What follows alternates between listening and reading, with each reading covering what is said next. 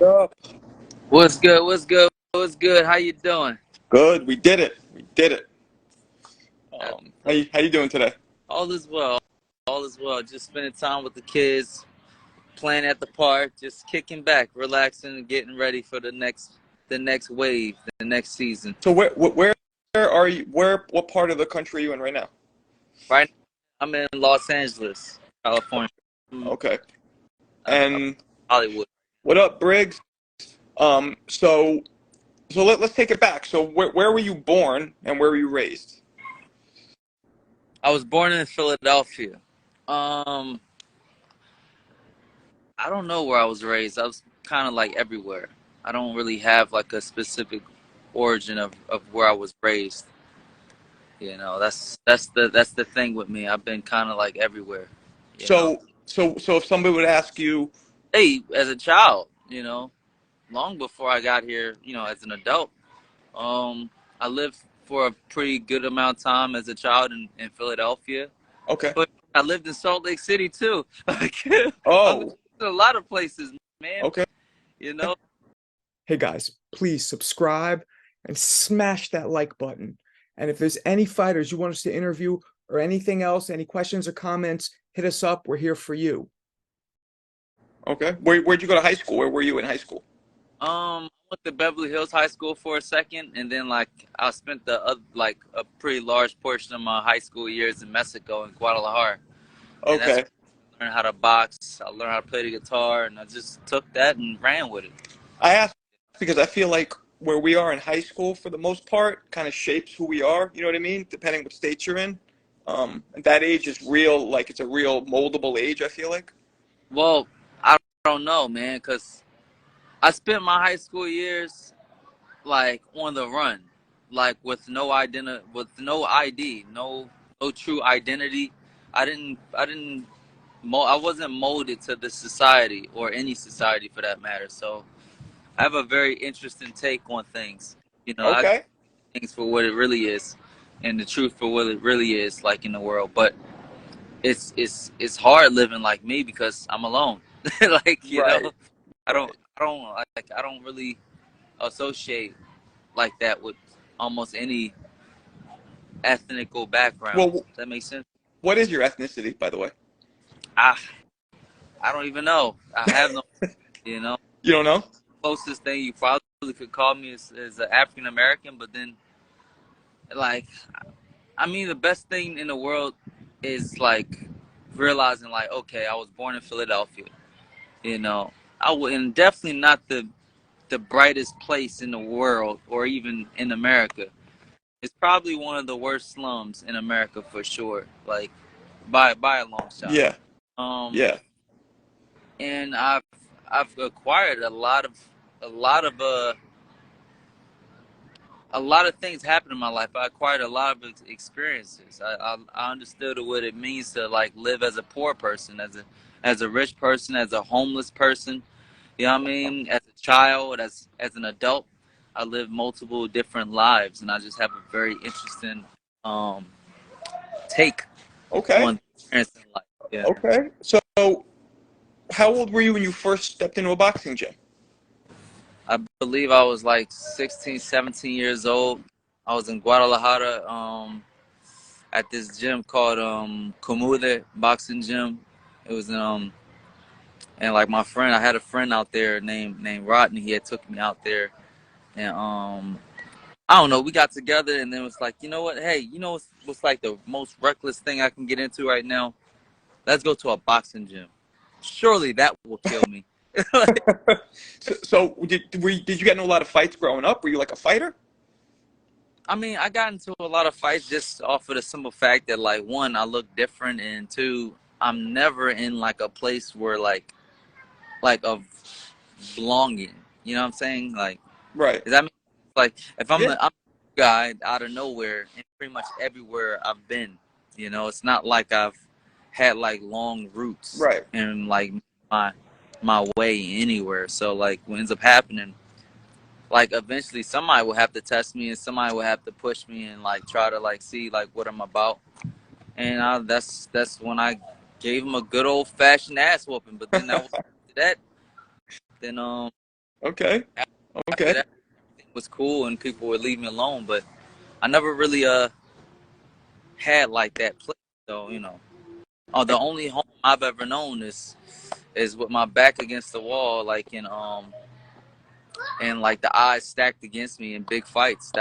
I feel more at home fighting for a world championship or fighting against a undefeated fighter than I do anywhere else. Well, you're smart. I really like the approach you've taken to your career. You know, the only downfall is it puts you in more line for criticism, but that doesn't matter because you see the bigger picture. And it's a very smart thing you're doing. And, I respect that.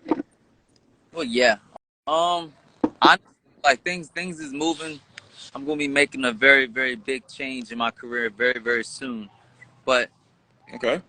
the thing that was really holding me back is promotion. It's like the thing is, right? If I'm the wild card, you never saw me coming. Right. Right. You never saw me coming, and I surprise people every time.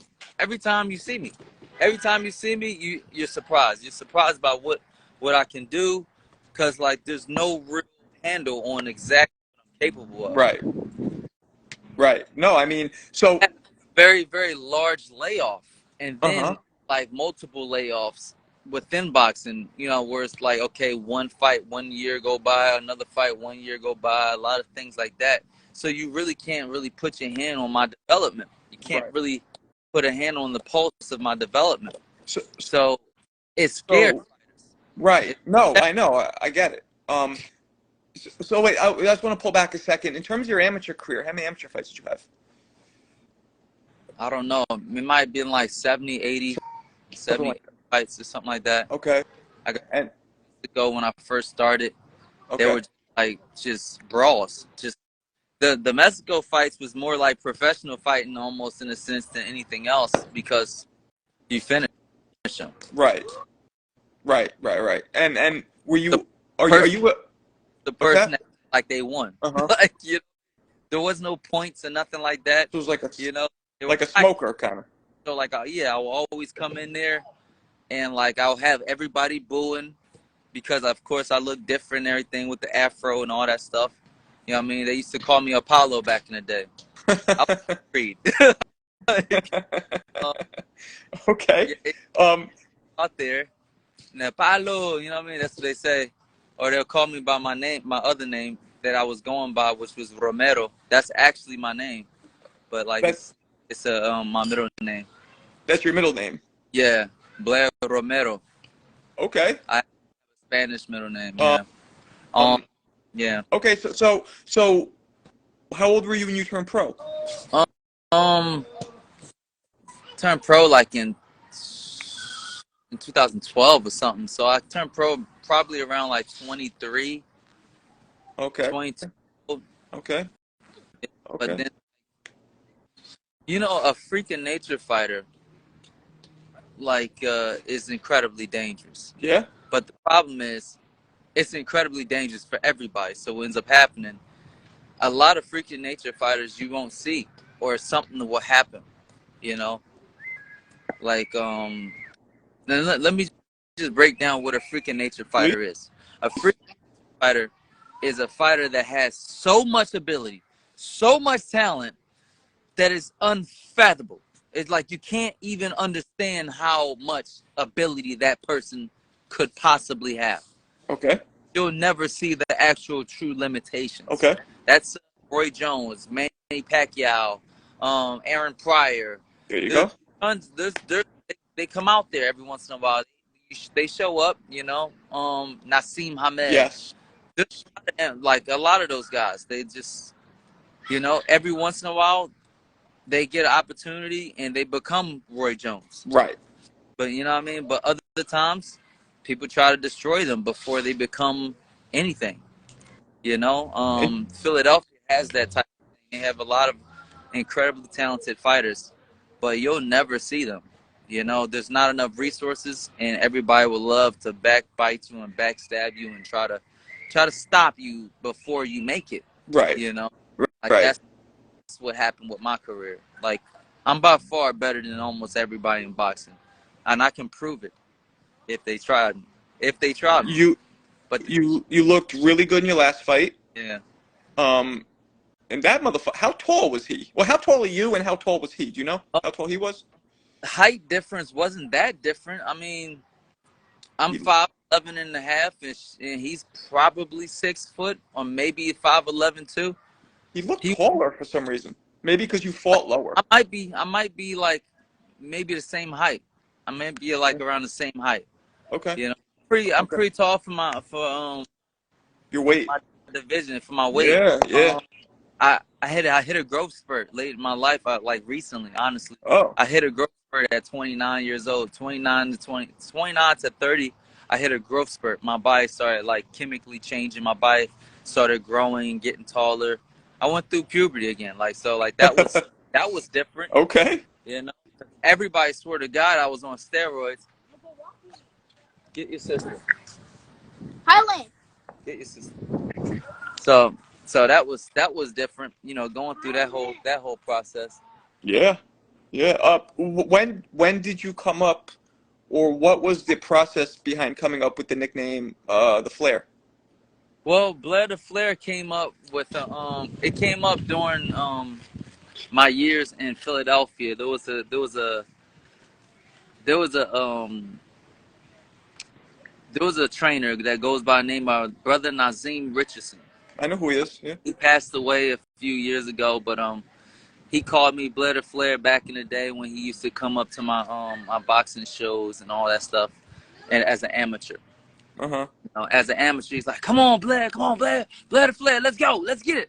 You know what I mean? And I was always known to be like rambunctious and like have a whole lot of like, you know, charisma and Right. stuff, and you know, and like. Why did I give my sister? Hold on, right quick. Go ahead. Go play. Why did I give Go my play. sister? Just want to make sure she's okay. Go ahead and play. Okay. Sorry, you guys. No, it's cool. I got two kids too. I get it. Yeah. So at what point did you incorporate the whole Ric Flair thing? Honestly, man, it all came about as if God placed it there. Honestly, like you'll see it in like probably like a movie or something. They're setting up a movie for me or whatever. That, like, you know, of my life and everything. I mean, I live so much already in my life that like I could die right now, and like my story, the story of my life would impact millions. Like it's already that crazy, and it's not like it's letting up. Right. It's still crazy. Like, Yeah. you know. But Yeah. I was getting ready for this fight, and I was a 16-1 underdog against this Armenian guy, and it's a packed Armenian fans crowd in right here in Hollywood at the Avalon Center. And I'm in the back. I'm in the dressing room getting my hands wrapped up and listening to some music and everything, and the host of the event, his name is Beto. He peeks his head in the dressing room. And he says, "Hey, you're Blair the Flair, right? You're Blair the Flair?" I'm like, I take off my headphones. I'm like, "Yeah, I'm Blair the Flair. So you do the woo?" I'm like, "Yeah, I can do the woo." And I put the headphones on. I start looking up Blair the Flair woo, and like, it already dawned on me Ric Flair. So then I started looking at Ric Flair stuff, and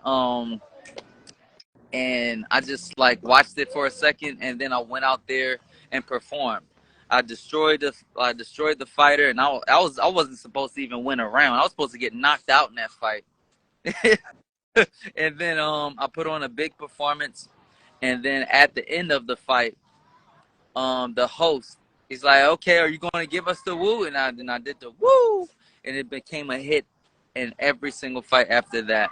You know, and like that's kind of like how I started my brand. I started my brand in 2019 with just hitting major hits of like every fight was a big fight. I see. And in 2019 against pretty much an undefeated fighter. I see. You know what I mean? And you know, you're smart because you show up You call people out when you have to. You get yourself out there when you have to, and that's what you need to do because unfortunately in boxing, skill isn't enough to get you to where you need to be. Not anymore, at least. You got to have all this extra shit. You know. Absolutely. We're look we're looking. This is how I see boxing. Boxing needs Blair the Flair. Why? Because boxing needs excitement. We're running out of time now. Boxing is about to lose its steam completely if we keep going about the way we're going. You have promoters that are absolutely forcing a champion. Make them prove it. Put them in a 50-50.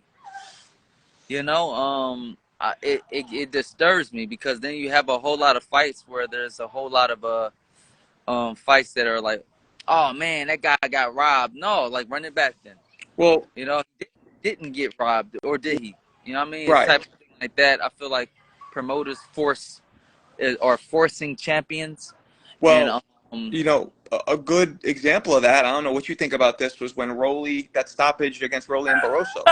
I mean, that was funny.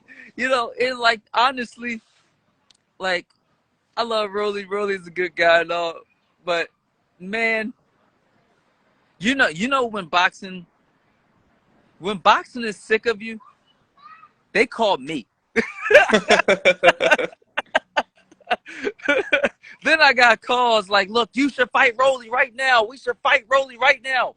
Like, can you please fight Rolly? Please, just fight him. When boxing is sick of your ass, they call me. When we start seeing like Jerron Ennis getting whipped a little bit in the fights and not really performing like everybody thought he was unbeatable. Then they called me like, oh Blair, you could have easily whipped that ass. You saw what he just did. Every time it's hilarious. Well, what do you think happened in that Rolly fight? What was going on? Why do you think it was stopped like that? I don't know, man. Like, look, I feel like people be having it. You know what I mean? They just have it. Like, look, like Rolly couldn't afford to lose that fight. The networks couldn't afford for Rolly to lose that fight. Nope. The promoters couldn't afford for Rolly to lose that fight. Nope. And sure enough, it looked like he was about to lose that fight. I mean, in a lot of ways, that was worse than Meldrick Taylor and Chavez stoppage. In a lot of ways. That Meldrick Taylor stoppage was horrible. But at least Taylor was taking a punishment in that fight. Rolly, I mean, the Barroso wasn't taking any punishment. Yeah, what the that first of all, the Meldrick Taylor fight, that dude from Philly, he was a freaking nature fighter. He was. And like, man, that fight ruined him forever. It did. And let me ask you this though. Let's say he would have got the victory. Let's say Richard Steele doesn't stop it. All he had to do was say fight, and by the time they walked to the middle of the ring, the bell would have rang. Dang. Let's say the bell rings. For the count of 10. Let's say the bell rings. They did not do that to Tyson Fury, did they? but with the Taylor fight, let's say the bell rings and Taylor's the winner. Do you think he would have been any different because he still took a lot of punishment? Or you think psychologically getting the victory would have put him on a different course? Yeah. I think that would have took him to greater heights. And but yeah, like I don't even know, man. Like you can say he took punishment, but honestly he didn't. He didn't take that much punishment.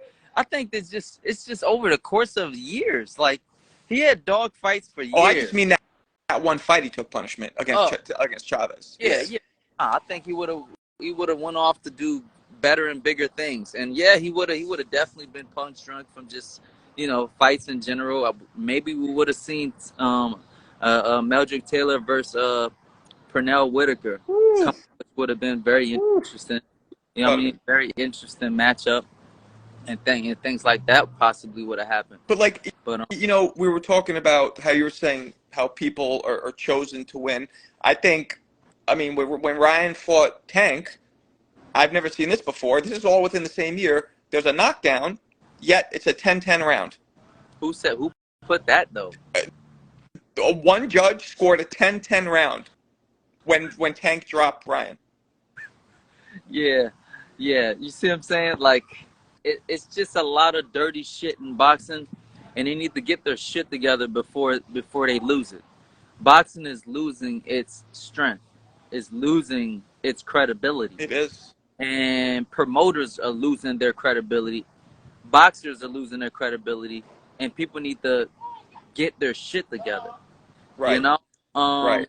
look, stop forcing a champion. Stop forcing a star. Let the star be the star. At the end of the day, Blair Flair is a star, and he don't give a shit. He'll put the guy in front of me. I'm the scariest person out there. You put fucking Gerard Ennis out there, he get knocked out in like the 5th round. Then what? Oh, he was great though. It was a lucky shot. Like, you know, it's just. It's just sick. It's sickening because boxing is taking a really bad hit from all of these things that are happening. It is. Now It is. that knockdown, yeah, that deserves at least a 10-8 Yeah. round. You know, At least. I mean, that's it. It's illegal. I don't understand how that's. I don't get it. Yeah, the Roly fight. Yeah. Like, yeah, you should probably wait until somebody actually gets hurt. Actually gets hit. Yeah, I know. Matter of fact, if he's that old and dusty, he should go down. Like if when Rolly actually hits him, he should go down. He should go down. Yeah. I mean, so your hit list right now. Who are the top 3 fighters on? If you could fight any 3 guys, who would it be? Terrence Crawford, Keith Thurman, Okay. and the last one is a toss up between Rolly Romero and Adrian Broner. So why Thurman? Keith Thurman is a great showman that really didn't get the credit that he deserved, and that's because he doesn't really have a great dancing partner that can promote as well as he can, or like that can promote better than he can. You know, I think that would be a great fight. You can't say it won't sell. I call him out on it, and he's still like, "Oh yeah, well, like, what are you doing? You chasing a fight nobody wants to see? Nobody wants to see you fight Errol Spence. Nobody wants to see you fight the winner of Errol Spence and Keith Thurman. I mean, Errol Spence and Terrence Crawford. Nobody. But people will pay to see you fight Blair Flair. That's just something. It's got to happen. It's got to happen. And matter of fact, I wouldn't mind it happening in my next fight. Look, I had a good layoff. You had a good layoff. Let's make the fight happen. You know what I'm saying? Yeah. But of course, he's gonna be scared. You know what I mean? He's gonna be scared to just like get. I think you're a risky fight for a lot of people. You know, nobody knows what I'm capable of. Yeah, you're risky. Yeah, and so that's a curse in a lot of ways too, right? It must be frustrating. Yeah. Well, it was a curse in the very beginning when when everybody figures out that I'm that guy and just don't fight me and I don't get a fight for fucking 3 years. It was a curse when I just kept upsetting Golden Boys fighters until finally they're like, you know what? We just gotta put you away for like a good year every time you fight until 5 months after a year layoff. Now, you know what? We'll give you a 2-week notice with Alexis Rocha. We just got to get you beat somehow. So I was going to ask, what do you think went wrong in that fight? And you're saying that it was kind of a short notice fight? It wasn't kind of a short notice fight. When did you actually see the fight promoted? When I started talking about it? Or when did I start talking about it? A week before the fight? So what was it? A week or two? What? When did they? How much time did they give you? Bro, I didn't sign any kind of paperwork for the fight until almost the day of the fight. Wow. I wasn't sure that I was going to actually fight until I literally stepped in the ring damn near. Wow. You know, I'm up, like, it's still up in the air, like, all the way until then. And then, like, I only really had 2 weeks to really prepare. 2 to 3 weeks to really, really prepare for the fight. You know what I mean? It was an incredibly late notice. And then after everything was said and done, like, it's like, okay, I fucking spent out pretty much on all levels, financially, everything. And it's like, you know what, man? I might as well save this stupid ass card. Right. I'm like, yeah, you know what I mean? Like, I start figuring out, okay, Virgil's pulling out of this fight. You know what I mean? That means not just me, but everybody else is not going to get paid. Right. So, you know, I just like, you know what? Let me just go ahead and save this fight. I mean, I think, I don't know if this is true, but is there any part of it that the loss took off some of the pressure and now made you even more dangerous because you don't give a fuck? No. Or is that not? No? Because is right. This is what happened. Right after that, you know, boxing shows its true colors all the time. It's full of cowards and piece of shit people. Mm-hmm. You know what I'm saying? Cowards, completely. When they thought I was finished, then they give me an ex-champion that boosts me all the way up to the top 10, and I should be in the top 10 all around. Mm-hmm. You know what I mean? Mm-hmm. Yeah. And, like, but the thing is, right? It's like, would I have gotten that opportunity, or would they fucking would have shelved me after Alexis Rocha? That's what I'm saying. Because yeah, that's exactly what they did to Rashidi Ellis. Mm-hmm. You know what I mean? Mm-hmm. It's just, it's a pain. And the thing is, it's a pain because boxing is starting to be built around not, like, these guys not really being great. Right. Yeah. Like, we talk about how great, like, all these fighters is, but then, like, no, there's some fights that they could have took. You know what I mean? Like, yeah, Tank is incredibly tough and incredibly resilient and have incredible punching power. But what would have happened if he had took that fight with Tevin Farmer?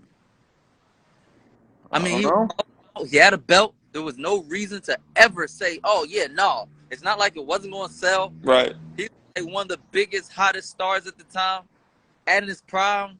You know what I'm saying? Yeah. Yeah. No, you're right, man. Oh, that punching power don't really mean shit until you actually hit something. But, like, Tevin Farmer, right. Right. And I mean, that division is, you know, so let me ask you this. Who are excluding yourself, right? You're not in the mix in this question. Who are the top 5 greatest fighters currently fighting? The top 5 greatest fighters that's fighting today. Excluding yourself. Exclude him. So I know. So top 5 greatest fighters today will probably be man. I have to say, Javante for sure is up there. Agreed. Errol Spence and Terrence Crawford's definitely up there. Agreed. Oh my God, this fucking monster named Arthur Bitterbeef. Yeah. I don't know what he's actually made out of. Yeah. I've heard some stories about him too. I'm gonna go see him. I want whatever he's got. I need to last that long too. I know his trainer. Like 85, 88. I mean, no, he's like 38. He's like 38 years old. Yeah. You know what? Flair's gonna be still smoking at 38 years old. Let's go. It's possible. You know, you started a little bit later, and I think that's to your advantage. That's 4, right? Yeah, one more. Damn.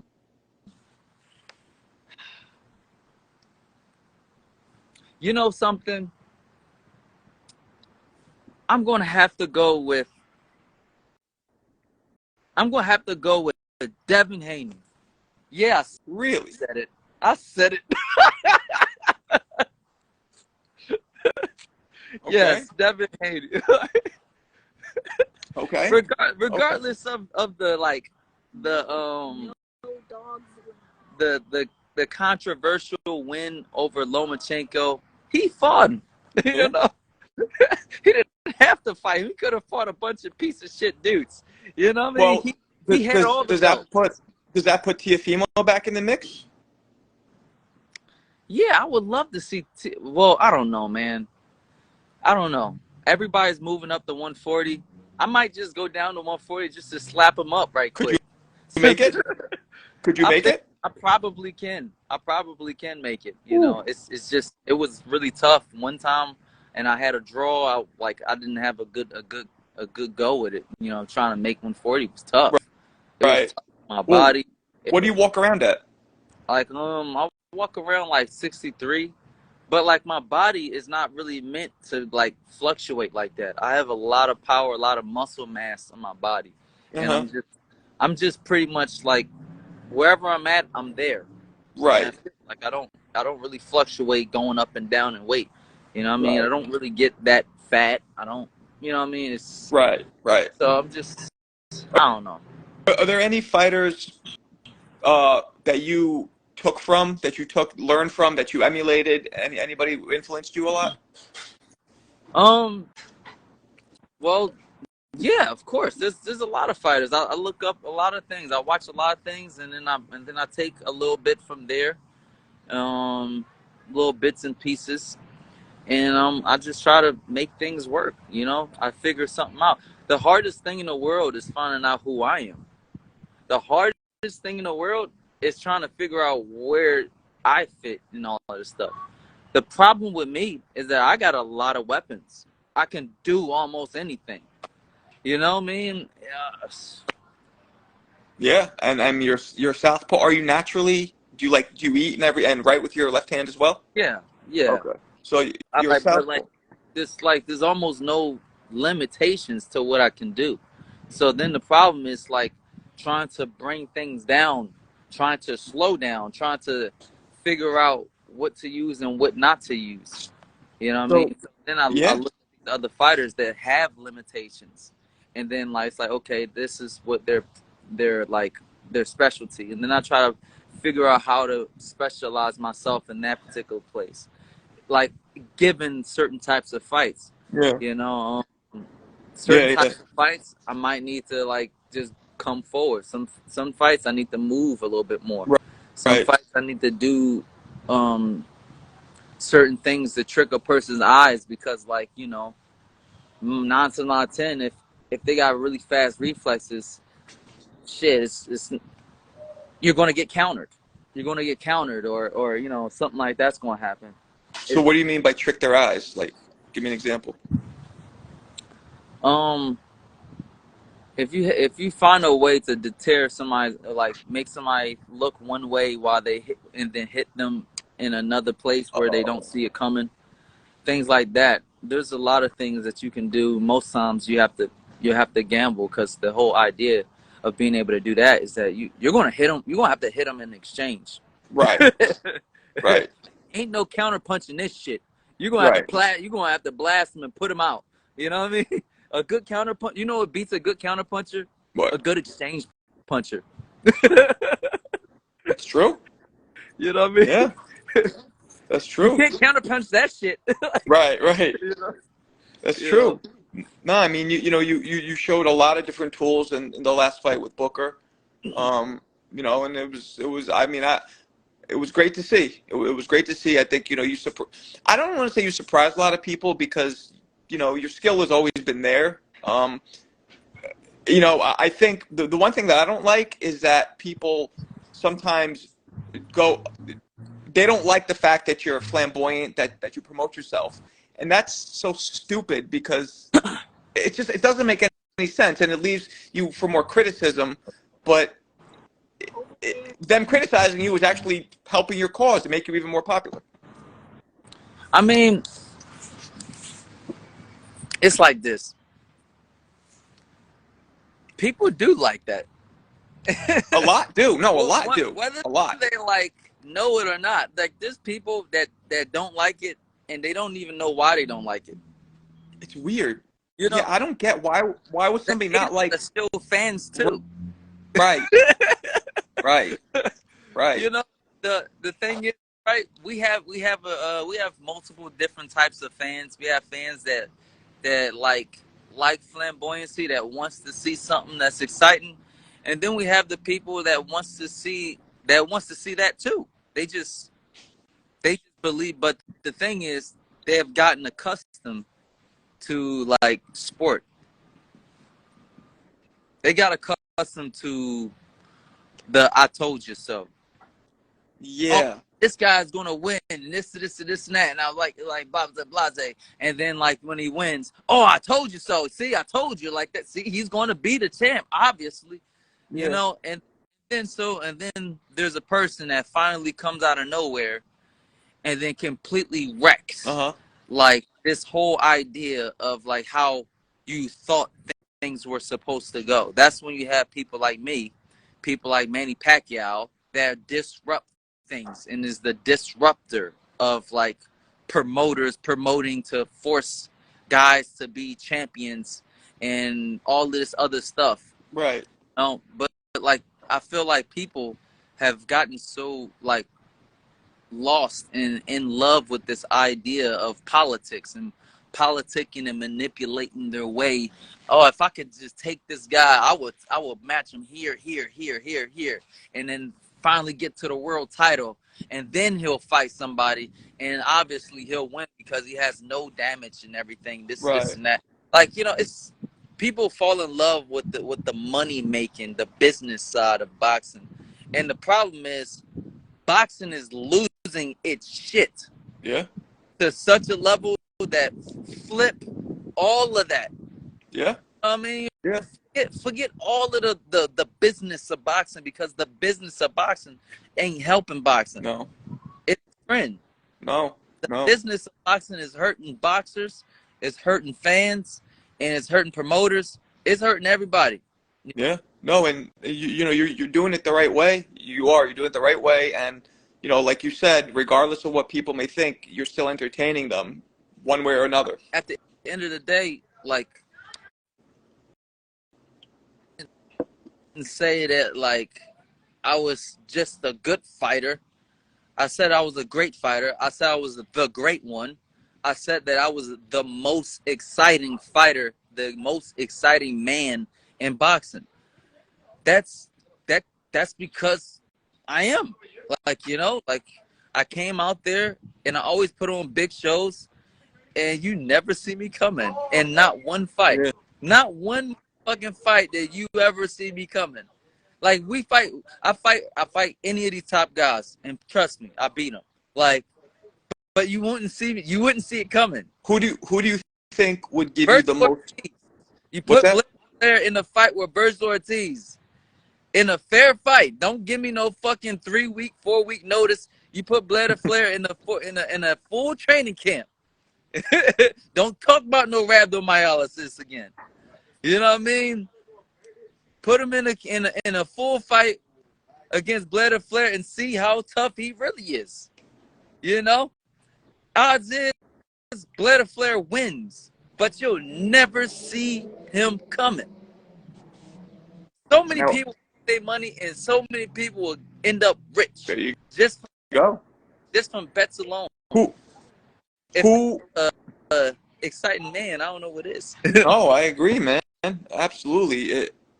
So, do you have a fight lined up? Is there anything in the works? We're working on some things. You know, I have some things that's in the works. I'm getting released from Golden Boys, so I can finally move on, and I have very, very big things in the works. Are you going with another promoter? Big promoter? Likely, and I can foresee that the next fight will probably be for a world title. You know, Do you know who? Even if you can't say it, do you know who it is? I can't say who it would be, but I'm pretty sure that the next fight, if it's not just a really good like tune up, it's gonna be for a world title, and then finally we get to see what we always have been waiting to see: exciting fights and a megastar. We need a megastar to shut down all of this YouTuber boxing, TikTok boxing shit. We need a superstar, a megastar that's gonna like reclaim greatness. Yeah, I was gonna say when one of the biggest stars in boxing is Jake Paul, there's There's a a problem. Yeah, yeah, absolutely. you know. Well, man, look, man, it was good talking to you. I appreciate it. After your next victory, I want to have you on again, and I want to talk about it. Absolutely, absolutely. We can definitely talk Yeah, man. about it. Good talking to you. Thank you. All right, thank you. Take care. Peace.